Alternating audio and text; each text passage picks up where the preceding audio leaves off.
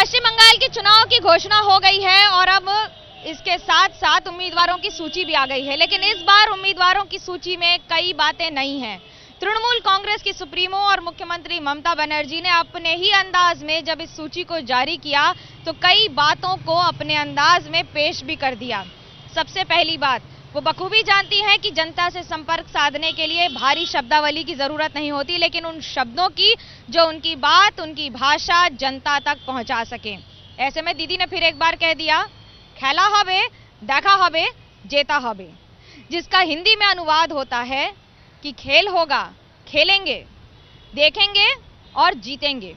अगर आप केकेआर की टीम से इसको जोड़ रहे हैं तो कोलकाता की टीम भले ही कोलकाता के लिए और कोलकाता से खेलती हो, लेकिन ये टीम कोलकाता की भी है, बंगाल की भी है और इस समय पूरा देश इस टीम को देख रहा है।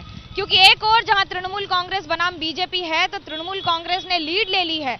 शुक्रवार को जैसे ही दीदी ने अपनी पूरी सूची जारी की, बीजेपी ने प्रत्यारोप का दौर शुरू कर दिया कि शुक्रवार ही क्यों मिलता है दीदी को सूची जारी करने के लिए।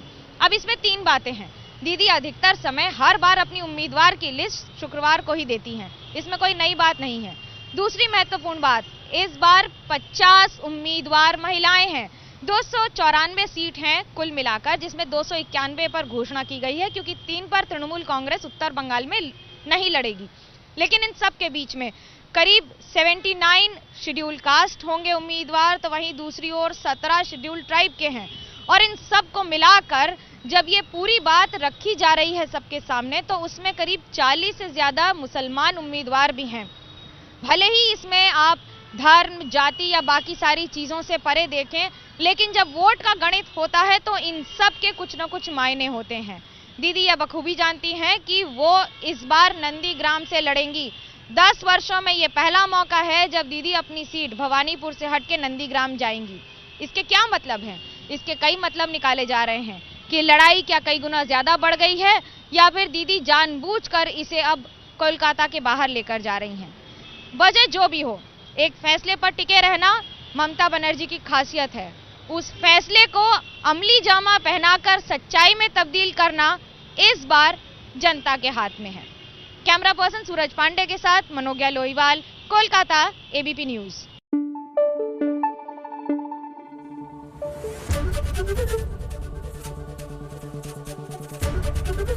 एबीपी न्यूज आपको रखे आगे।